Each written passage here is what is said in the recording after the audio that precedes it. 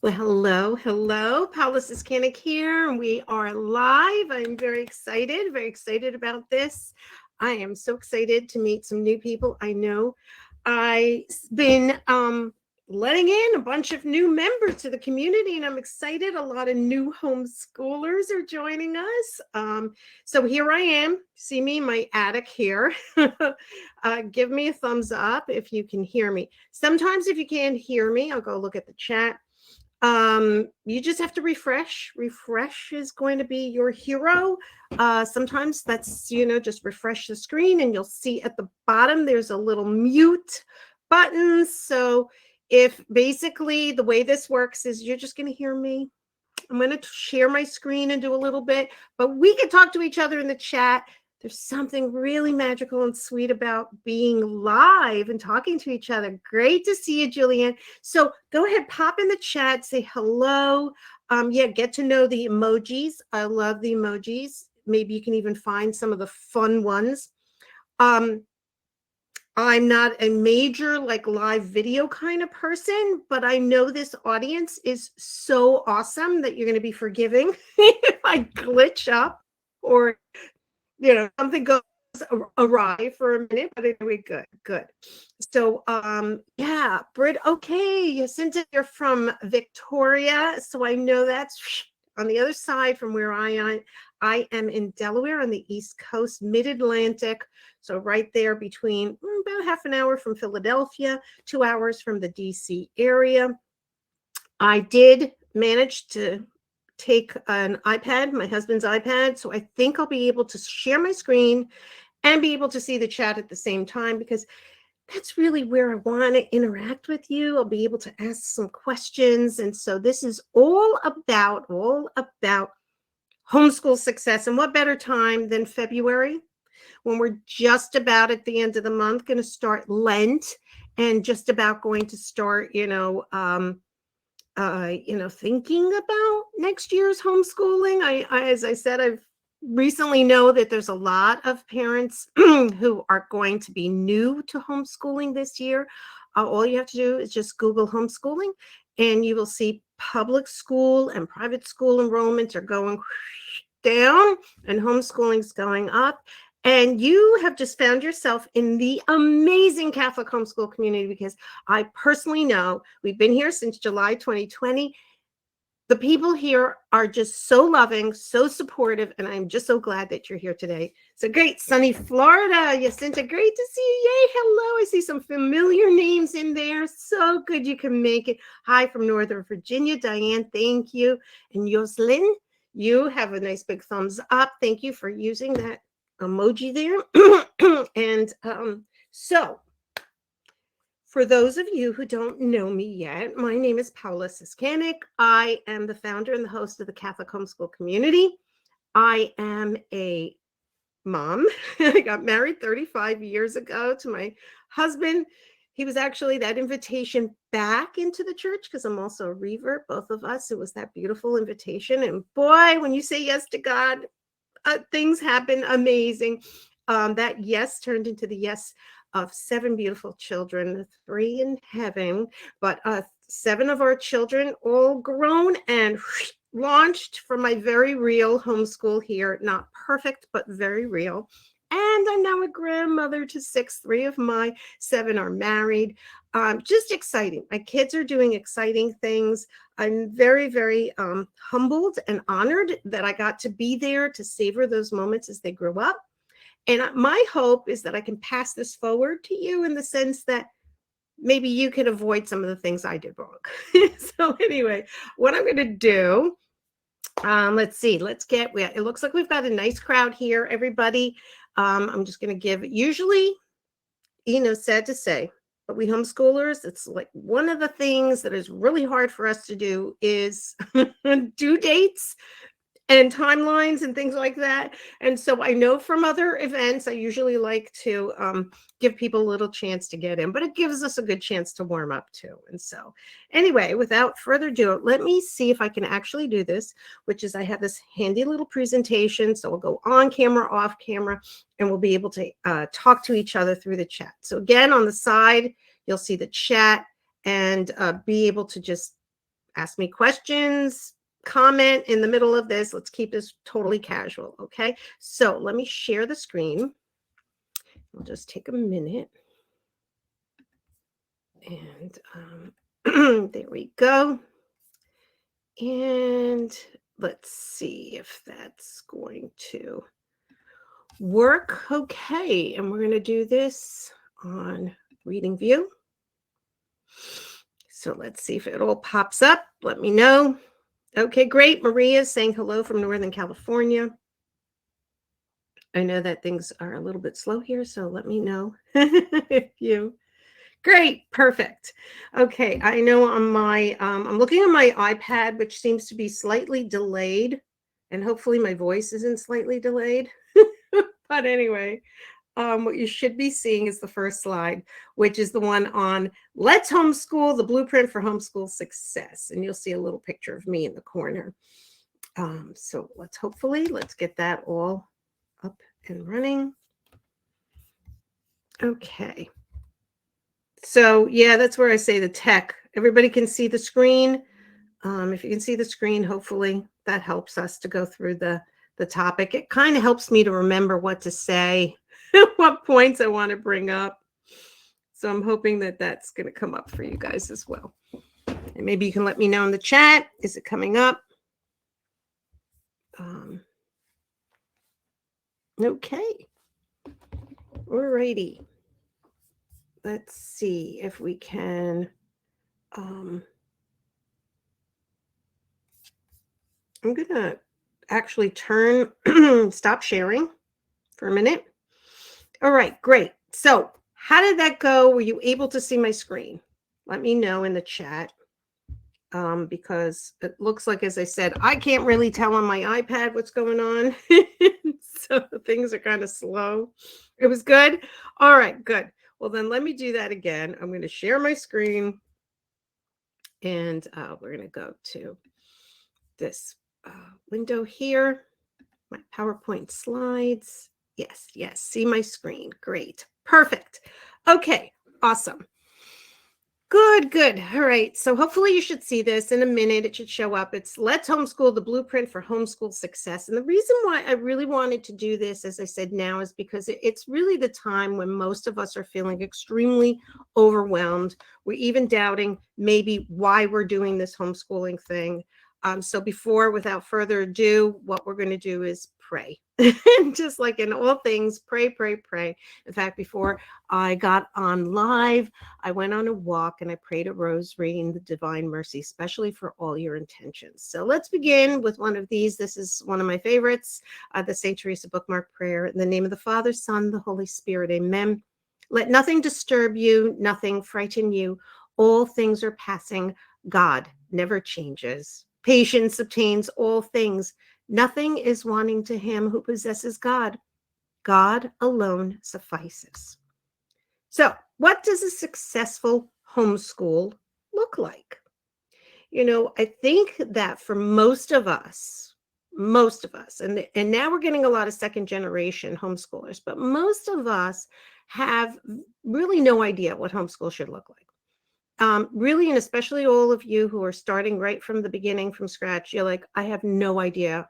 I'm scared about this. I'm feeling a tug from God to do this, but I have no idea what to do. So we ask questions, and these are real questions, real people. Like Rachel asked, how do you know that you're not messing your children's education up and that they're actually learning what they need to know? Katie asks, what are the most important areas to focus on in a large family so that all remains doable and yet prepares the students aptly for high school and beyond? And Marlene asks, well, how do I balance my need to check that lesson off that list and meet my kids where they are, especially if they are far from doing anything on that list? Well, I'm sure many of you, and you could just put in the chat, yep, if any of those resonate with you, I have a whole long list of questions, and most of them all go around this idea of, well, how do I know what to do and when to do it And how can I balance a family? And how can I get my home life done? And am I even qualified to do this? So before we get into all of that, I'd like for you to just pause and be able to just imagine, okay? Imagine, because homeschooling looks nothing like school, even though it's got the word in it. It's school at home, but it is not the traditional brick and mortar school model. And the sooner you can imagine something, and I like to call it reimagining education, the better that you're going to be open to the possibilities of things that are out there, all the opportunities that are out there, and you're going to be able to see with new eyes and stop playing the comparison game of thinking, well, I'm not doing what my neighbors are doing. I'm not doing enough because that's what they do in schools. So let's just begin by imagining and reimagining school. I love this picture. Hopefully you can see it. As I said, I know maybe it's delayed, but it's delayed on my iPad. Anyway, there's a picture of this boy. He's opening up a book. And I know that it sounds really super simple, but books and a child's ability to really love reading, well, that sets the stage for so much in the world. So much in the world is an open discovery. And I really think as a culture, we're losing that. I mean, I go to the library and there are no more children at the library, not to mention all the horrendous books that are at my public library. But, the idea is that learning is about wonder and discovery, and it's really about a child's ability to just open up their world to the point that they can actually start to feel the possibilities of what God has, what strengths, what passions are inside of them, and how God wants them to serve him in this world. So let's just imagine that we wake up in the morning not dreading the day, that you're going to actually look forward to another adventure to experience with your children, and that you too will learn and grow from the precious gifts of these people placed in your life, your children. You will see your children's confidence and eagerness when they engage with family, friends, about the things they're learning, enjoying, exploring, and doing. They're willing to share all of this with everybody that they meet. You will experience your children's servant heart. As they themselves leave your nest and become parents, they too will want to pass wonder, joy, discovery forward to their children. This is something that I'm witnessing right now as a grandmother, seeing this next generation, seeing how my children are approaching a love of learning with their children.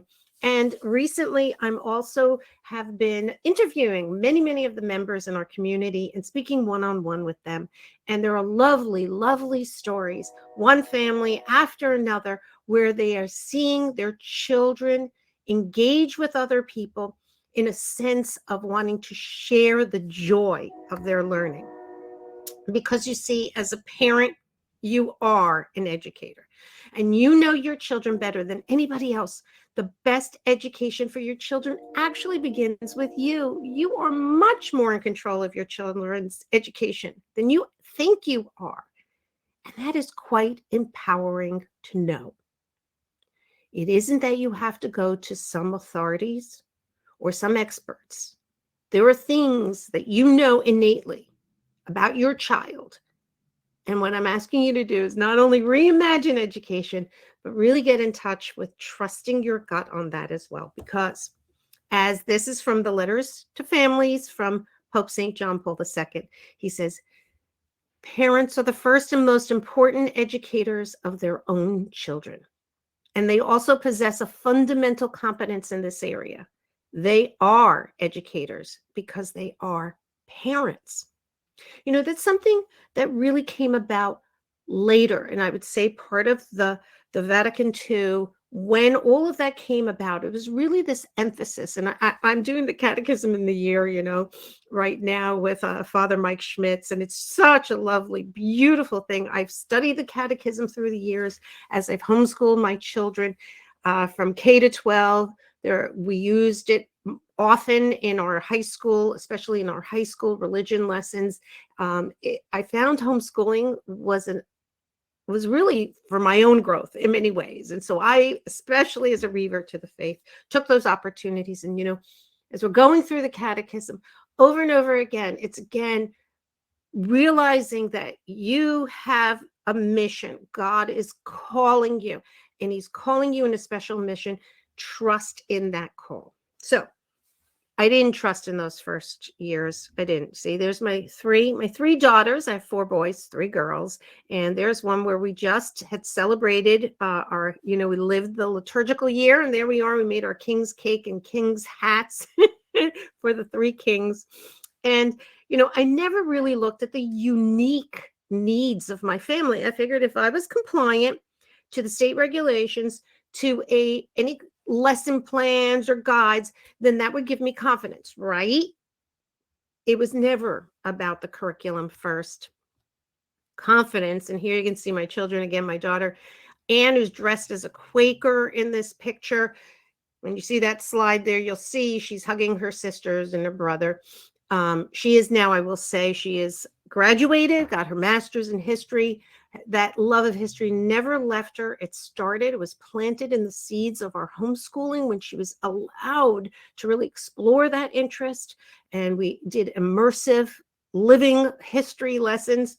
And she is now a manager at the National Constitution Center, where there are, hundreds of thousands of people go through there to learn about the Constitution. And she's managing those tours and programs and educational programs. And, it's just a wonder.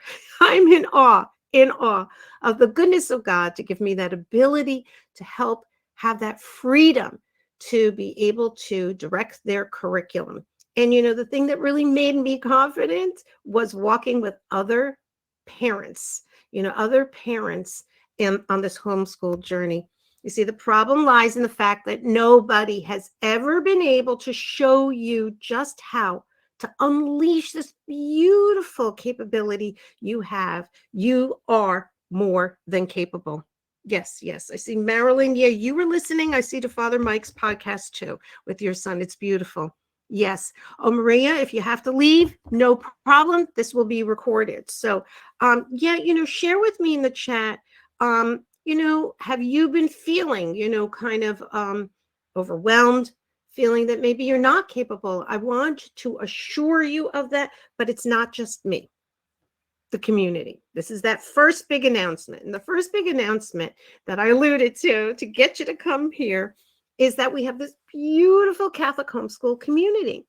And many of you are right here on this community. Many of you just joined. Our community is not social media. And I'm going to say that again. Our community is not social media. Now, when we started the community in 2020, it was always a hope and dream of mine that whenever I felt alone, that I needed a place to turn to. And I lived in Delaware. There were, there weren't many families to reach out to, but there was soul sisters in Christ that I got connected to, and they were a phone call away. And in my day, it was a phone call. In your day, it's now you can reach out to each other via this beautiful technology that we have, that we're communicating with each other on this chat. And the thing is, social media has been designed to just keep you there, to mindlessly scroll, to waste time, to feel dejected or depressed by the images of perfection. And you'll see on my next slide, one of those images of perfection. Please don't take any offense if this does look like your homeschool, but this certainly never looked like my homeschool. My homeschool was not color coordinated. There were no neat little boxes and trays and everything put in its neat place. No, we actually had a cupboard in our dining room that was a hand-me-down. It had empty shelves in it that we put our school books for that year, so that the books can then be hidden. We homeschooled from the dining room and a coffee table in our living room. That was it. We had certain boxes tucked away that were just school games or puzzles, but it certainly If I were to go on Instagram or go to Facebook, I always felt depressed that my homeschool and what was going on in my home never matched that idea. Our community is created with a purpose. It's created to nourish and sustain you in your call to holiness. Yes, your call to holiness and your tug to homeschool, that's all interconnected. It is. Our community is the Catholic homeschool community. There are many beautiful homeschooling things out there, but you know what's really special about the Catholic homeschool community is that central tie to our faith. We're building Catholic culture through our homeschool journey. That is really something incredibly powerful because unlike social media, which is really there set to destroy and break down this community, this platform, the Catholic homeschool community where you are right now, is about building each other up. It's about reinforcing our call to holiness. It's about helping to support each other in that daily mission that God has called us on. And it has called us to also be evangelizers. This is different. You have a safe place to gather. You have a safe place to ask for support, to seek out friends and mentors, and to knock at the door of discovery and wonder. Because the key to lifelong sustainable learning for your children is the confidence for you as you, like me, launch your children into the world, is to have a blueprint to follow and a community to sustain you. And this community is all about, it really is about, I see, Teresa, thank you for that heartfelt. See, I understand even my husband's not supportive of homeschooling. He wants to put them in public school, trying not to pay attention to the negativity. One of the things, and we'll go through that later, is I'm going to talk about this in a minute, is central to why you're homeschooling. And I had a very, very dear friend, Teresa, who for many years, her husband did not support her, but it was something she felt very, very strongly about. And yet, again, it was something that she and the children prayed for. Her husband was not a Catholic at the time. And to make a very long journey story, was that her husband one Easter, as they were homeschooling, converted to the faith. And it was through the prayers of her children, constantly praying for her. Now I'm not saying that's the case for you, because dads are really, really want to make sure that their kids, they're wired to be provider protectors. I want my children to be, ready to launch into the world with a job and be able to be who God wants them to be. How can we possibly do that? And in this day and age, there is no question and tons of evidence and tons of support to say it's quite the contrary. Homeschooling and reimagining education can provide confident citizens who are not little mindless, go followers, but are people who are actually leading society towards a culture of life. And so that's really huge. That's huge. And you're not alone in that, And I know, Yoselin, you say sometimes you feel like you're not doing enough, right? Oh my gosh, because family around disapproves. That happened to me too. So let's talk about culture. And that's a reason why you're here in this community, and why I really, really, really hope that you will take the time to introduce yourself, say who you are, where you live, reach out to other members. There are groups within the community, and I really hope that you engage in that, because culture is made up of people, languages, beliefs, customs, ideas, behaviors, tools, and techniques. Those are all things that make up culture. But our Catholic homeschool community is actually, in effect, a culture evangelizer, right? Because what we're doing, who are the people? The community members, loving, supportive, amazing members. Our language, the language we speak, is Eucharistic and sacramental. And that.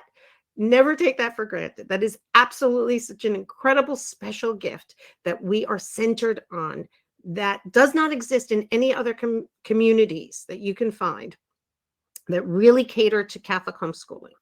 Our beliefs are our Catholic faith front and center.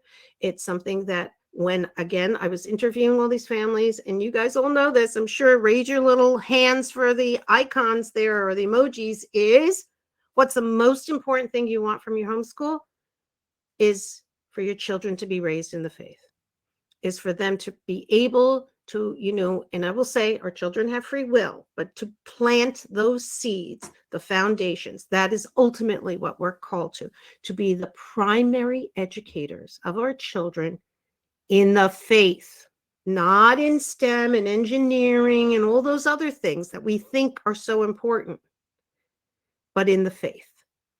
And that's what makes our little community so special. Our customs are that we live the liturgical year in our domestic churches. Our ideas are that we're reimagining education through our homeschooling.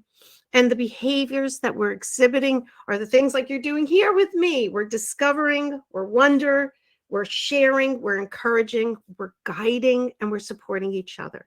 And what are the tools and techniques we use? We use the content in there, courses for those who want to dig deeper. You can do some courses. And we also have communities that if you, the Thrive community, which is if you want even more weekly, daily type of community, you can have that as well. And events just like this one, which we will continue to have and through this. So together we're better. And I love this. I really want to share what Amy has said about her experience being here in the community. I learned that taking care of myself was just as important as getting them going during the day. I started being more intentional about my morning routines and theirs. We worked a lot on the flow of our day, but I didn't get upset when it didn't really work out quite the way we planned. I think the most was that helped me is to remember that the struggle is the same for us all with respect to going against the grain and actually homeschooling. It helps to know that I'm not alone. And even though we are different, we all doubt that things are going as we should. And in the day-to-day, wondering, is this the right choice? And I say, yes. So what does a successful homeschool look like? So I homeschooled my children 25 years, K to 12, launched them into the world. They are all doing things, contributing to society in the areas that they were most talented in, from a horticulturist to, as I said, the history person, to my son who's a photographer, photographing the experiments of missiles. And it's just pretty amazing when you open up that world. And through that, what I discovered was what I call the Catholic homeschool blueprint.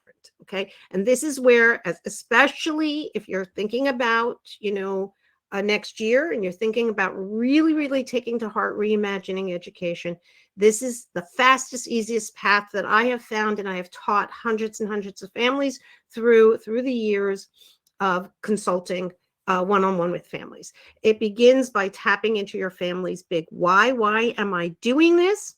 And I do have the Catholic homeschool blueprint, and we'll talk about that in a minute. But really, it's foundationally, I just want to leave you here with this whole idea that if you take time with your spouse through prayer and really talk about what education should look like, what is educational success like? Think about the unique members of your family. Talk about your past experiences, and together actually write down what is our big why. Write it down, put it on a wall, keep it near you to remind you of why. Why was God tapping you on the shoulder and said, I think you need to homeschool? The second, which really is, I say it's a cornerstone because this is the one that changes everything for many, many, many families. Time and time again, I hear people talk about this. It's the one goal per year per child. And I mean one. This is the one area where you will have in a 9-month, 12-month, take a small dose of time, not like forever. What's the one goal this year? I want to see that child. Is it to read a chapter book? Is it to learn multiplication? Is it to learn to be more generous? Is it to learn to some of the virtues in terms of understanding honesty or generosity? Then what you do, once you know your why, once you know your goals, then and only then start planning your curriculum. And again, I have some planning guides for that. I have a free little planning guide that's always available, but it really gives you an idea, benchmark of what subjects, how much, and you will see there's a lot of freedom in that. But you cannot do all of this unless you take care of yourself. And taking care of yourself is first and foremost having a relationship with God, having a relationship with others who are working on that journey with you, and being able to be open to that, to this idea that homeschooling is not school, something we do separately, but it's actually part of our life. It's actually a lifestyle. And then mentorship. It's kind of what I'm doing right now with you is, I have a lot of veteran homeschool moms. They come into the community. We run events like Catholics Homeschool Week, and we share our experiences, and happy to do so. That's that mentorship. And community is what we're doing now. So very much those are the 5 stages. So that's what your homeschool, a successful homeschool looks like. You every year revisit that big why. You decide on what those 1 goals are going to be for each one of your children. And then once you've done that, you're going to create the journey you're going to take on for that year, making sure that you are connected and you're taking care of yourself.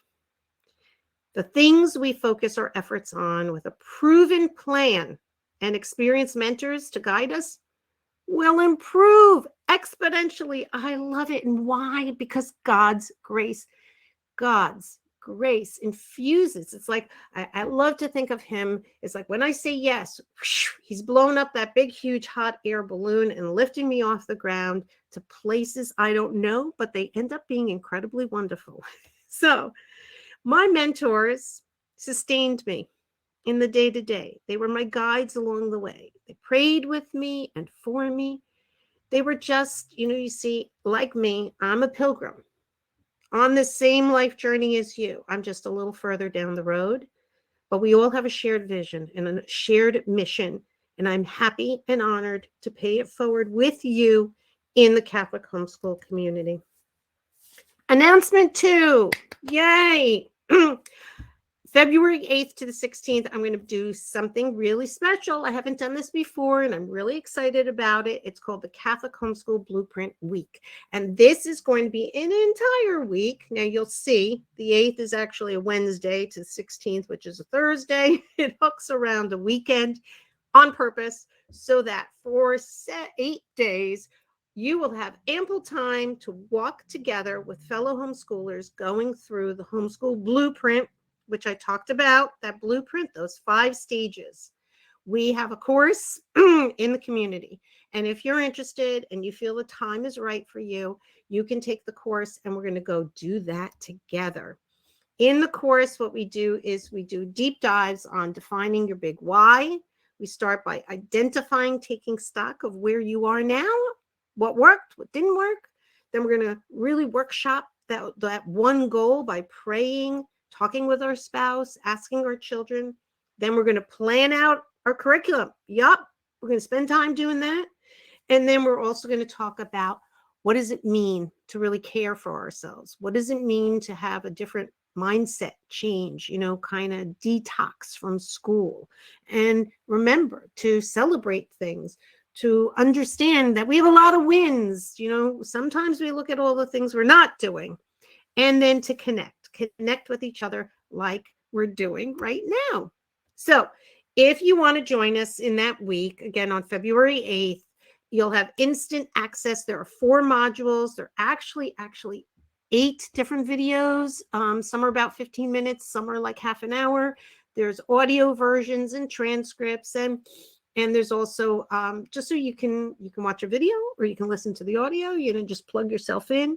And then there's some get it done worksheets. All of that is available instantly. And then what we're going to do each part of that is I'm going to do 4 study hall live hours where we work in Zoom, one-on-one, working through your particular problems and getting stuff done and being able to make you feel totally confident and ready to either tweak this semester or really get yourself well set up, laid out for the next semester. You'll have also, we'll do a bonus talk that week as well.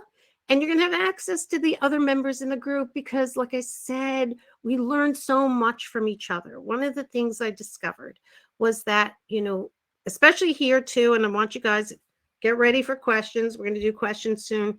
Usually when you have a question, there's 20 other people who have the same question. So we learn from each other. And also people have different situations. And the willingness of this amazing community to share those experiences is just so profound. Again, it's that grace to yes, to our family circumstances, and to just being on that journey together. So these are two people who've gone through the blueprint. Jennifer's win was that she said, my curriculum ordered. I learned that to simplify greatly decreases the busy work. This has been so life-changing in the knowledge that all the plans I made are flexible, designed for my children, and include priorities of my family life. I spent more time on planning this year than ever, and it has given me peace. And Marie's big win was the big why and being able to focus on one goal per child. I love the ideas to simplify the curriculum with 4 kids and also around the one goal per child. As I said, one of the things I really, really want you to know is that we as parents, and especially moms, and I know it's mostly moms, sorry if there's any dads here, but we really don't give ourselves permission. Very often we don't give ourselves permission to take the time to plan. And in order for us to really be able to care for our children, it isn't about getting all the stuff done that somebody else tells you to do. It's about looking at your family, making your own plans, and giving yourself permission to actually, on a weekly, monthly time, look over those plans or ready yourself for them. And part of that can even just be learning how to fit in exercise and prayer time. And one of the profound things we have found again, in the community over these 3 years is that when we have somebody else doing it right alongside us, we get it done and we make it a habit and we feel so encouraged and supported and loved in that process. It's almost like when you say to yourself, oh yeah, I'm going to start this whole new exercise regime. Well, you know how hard it is if it's just you trying to do it by yourself. But what if you recruited other people or joined a group in such a way that we actually work together? One of the most profound things we do together is we do a huddle. Literally are on Zoom with each other, huddling down, sharing a win, and then being able to just hunker down for 1 hour and get stuff done. It's amazing. It's such a gift for all of us. And it's something that we all look forward to. So please do remember you have support. And this is one of my favorite quotes again from Pope St. John Paul II. It's important that families attempt to build bonds of solidarity amongst themselves. Yes, that's what we're doing in this beautiful Catholic culture building community, because this allows them to assist each other in the educational enterprise. Parents are educated by other parents and children by other children. We have a pope, a saint telling us this, not just Paolo's words, but a pope's telling us. So I love this image. It's one, please let it stay with you. Put on your oxygen mask first. Then you will be even more able to help your children to answer the call to holiness, answer the call to be the primary educator of your children in the faith. And I'll leave you with this last one here. So beautiful. I picked this image because it's Pope St. John Paul II, as he showed us in his weakness, his weak body, the strength of the faith in God and what that can do. And he gives us this. I plead with you, never, ever give up on hope, never doubt, never tire, and never become discouraged. Be not afraid. And I hope that you all will take that to heart yourself. Be not afraid. God is with you. And may God bless you all abundantly. And I thank you. Thank you so much for listening for this time. And now I'm going to stop sharing. And hello, I'm back again. So I would love to hear, I'll take a few minutes now for any questions. In fact, somebody did type in a question and I wrote it down. So I'm going to go ahead, and while you get yourself settled, and I'm going to take a sip of water. Oh. So again, the two big announcements was, one is that our new community is just designed right now. It's designed and you go in there. Those who've been there before will notice a bunch of changes. It's streamlined in such a way that it's improving us to build culture. And that second announcement is that starting February 8th, which is Wednesday the 8th, next week, we'll be starting our office hours on Catholic Blueprint Week. There'll be a post in the community. There'll be emails as well inviting you. So, you have the whole week to think about it, see if you actually want to join us. So this was from a mom who said, I'm new to homeschooling, starting homeschooling twin stepsons in the fall. Any advice to new homeschool moms gearing up to take on this exciting adventure? Yay, it is exciting. Any good suggestions for how to help a stepson who's in 5th grade, struggling with reading and writing? Thank you and God bless. Yeah, I have a few ideas on that. And this is one of those things that it's kind of hard to answer when we're not, sitting one-on-one. And in those office hours sessions, we'd be in a Zoom call seeing each other. But I will assume a few things. One is, generally speaking, and I've seen this happen a lot, twins, may not be the case. Please, forgive me if I jump to this conclusion, but a lot of times twins are premature. So either one or both of them have a delayed learning. That's not unusual. That's usually pretty much the way I've, again, homeschooled many, many families. And that's the case. Well, when you homeschool, yay, we don't have to pay attention to grades. So we really pay attention to mastery learning.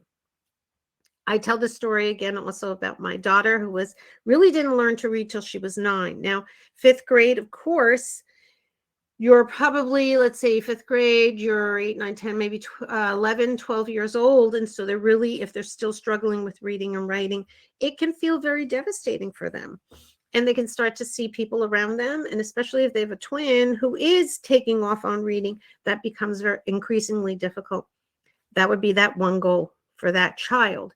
And really, I would streamline the entire curriculum around the ability to really get success reading. Now, there's several things that are going to be happening with that as well. One is you always want to rule out any kind of physical limitation. So going to the eye doctor, something like that, making sure it's not physically a problem that's making it laborious. Is there something with their eyesight? Is it perhaps they have a problem with dyslexia? Any of those things, there are plenty of resources around, plenty of programs around. If you need those recommendations, you can always direct message me in the community to help with those specific needs.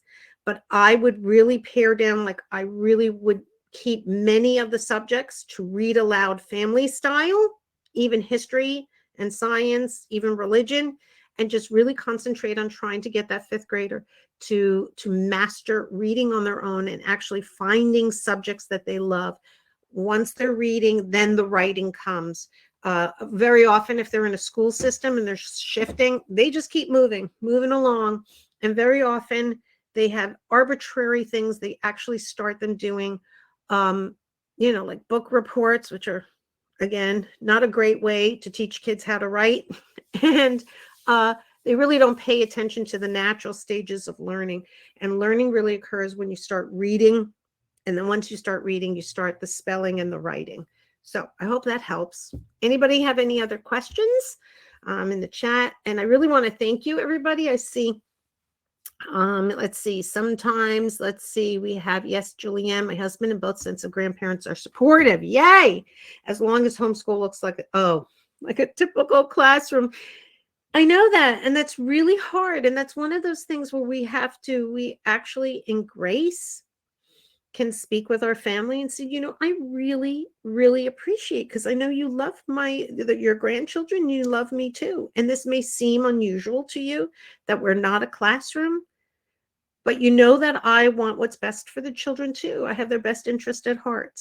And again, we live in the luxury of time that this is not something novel. It's not like, 50 years ago. We have plenty of proof to show those grandparents. That's why I also love when I'm homeschooling. We do things like sharing those experiences with grandparents. My parents also were very, very hesitant. Um, I came from a family of a lot of teachers. And I had parents who wanted me to, they said some things that really, really, in many ways, made it very difficult in those early years. It was constantly a dig and a no comfort, no support. And yet, years later, they are just overwhelmed by the grandchildren. So there is a little of dying to self in our choice, but God supports you through that. And that's really what I was saying. I felt supported by the Lord. I felt that it's not something tangible that we can just present to the kids.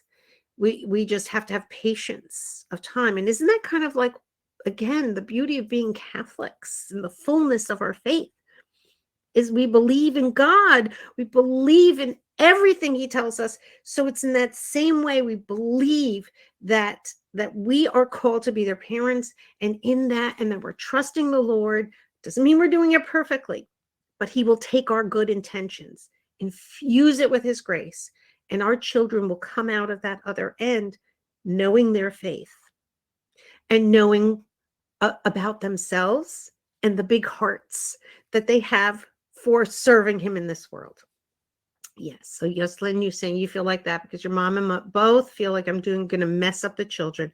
And it really is a powerful witness to dying to self and just saying, because we still, here I am, 63 years old, and I still want my mom and dad's approval. Isn't that the case? We all want to be, approved. And yet we have to really hold firm to that in the confidence that, yes, we're going to do the best we can. And we may choose things wrong and regret some of those decisions, even in our homeschooling, but in the big scheme of things, it is about dying to self and being able to, the Catholic way, on the path to the cross with Jesus. And that's really what it's all about. And that's what I love about our Catholic homeschool communities. We have the same language. And when we talk about how suffering has redemption, maybe that suffering of not getting the approval of your family is doing some redemptive work that we may never know about. God doesn't intentionally make us suffer. He doesn't want that to happen, but he understands when we're willing to give him everything, that he really takes it and infuses it and raises it up. So I just want you to know that you're not alone.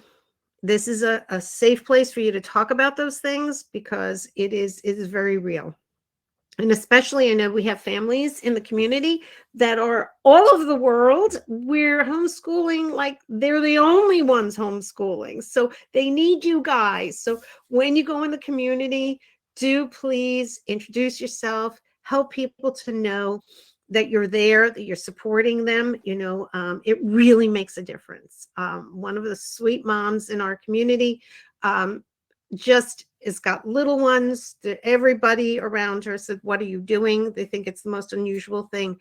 But her spouse had said to her, you are doing such a good job with the children.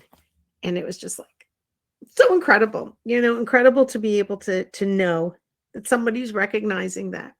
And you will find that love here. Absolutely.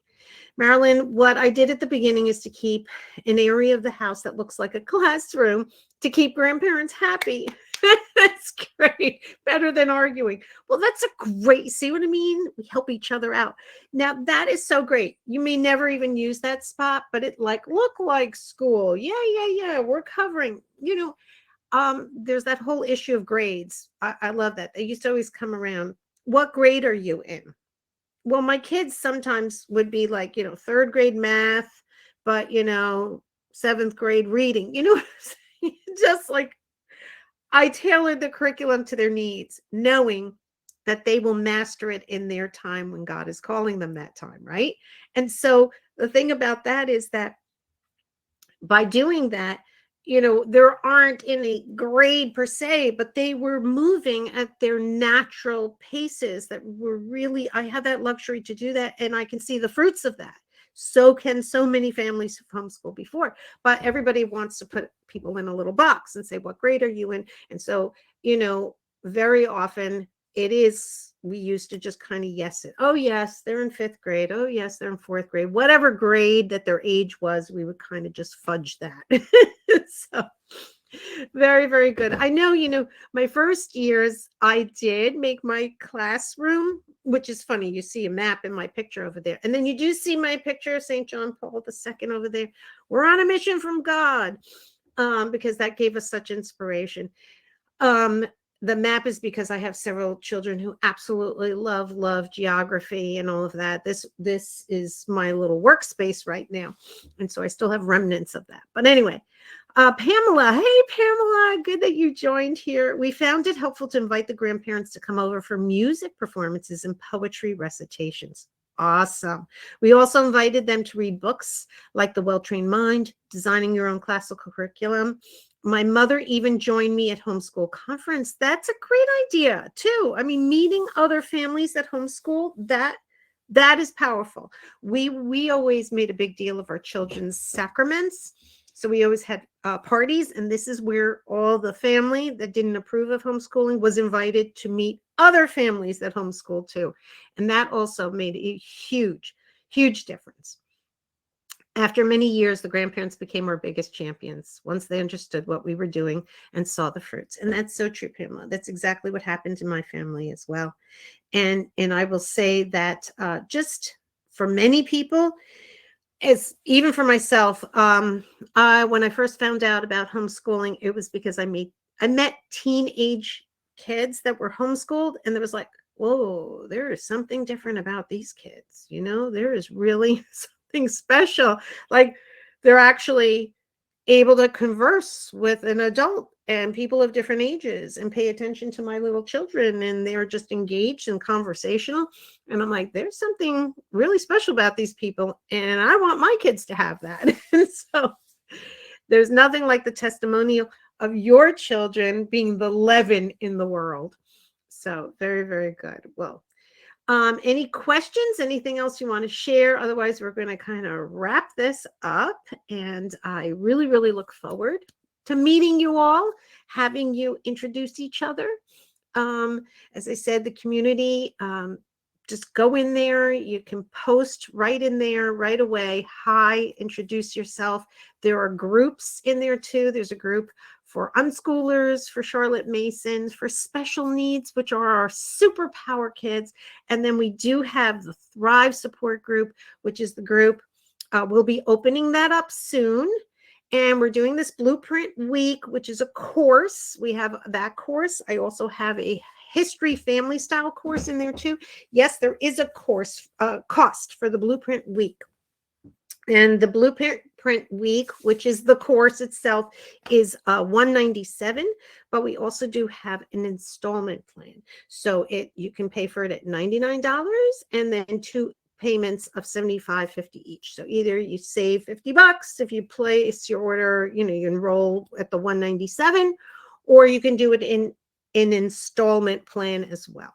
So that's for the Blueprint. That's a deeper dive. Not everybody's ready for it, but also in May, I will be doing the Blueprint. I think, we're going to probably do it in May. And again, sometime in the summer, maybe August, we'll run it again. So it won't be, because I know it happens in waves. Our lives, there's a season to everything. There is. That's a really beautiful thing, that we have seasons to things. So, you may not be in that season right now that you need some deeper dive in a course. Your season may be, I just need to be in the community and connect with other people. I need to get my feet wet. So that's where I hope that we can meet you where you are and with what you need. Rachel said, sometimes I post a question, don't get any answers. Where's the best place to post a question? So this is where the community comes in, and you see Rachel wants to hear from you. Yay. So the best place, and that's why this is now the new community. And maybe, again, I'll do a little demo. One of the things I'm going to do next week is welcome new members, but I'm going to make it just like give a tour of the whole new website. Right now, there is what you call your personal feed.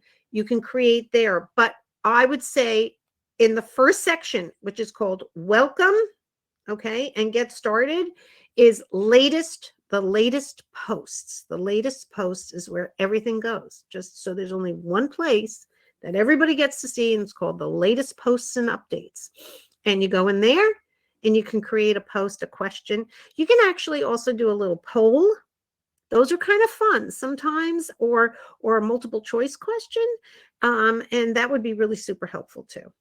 The other thing you can always do too is search for members that are at the same season you are in or live close to you, and you can direct message each other.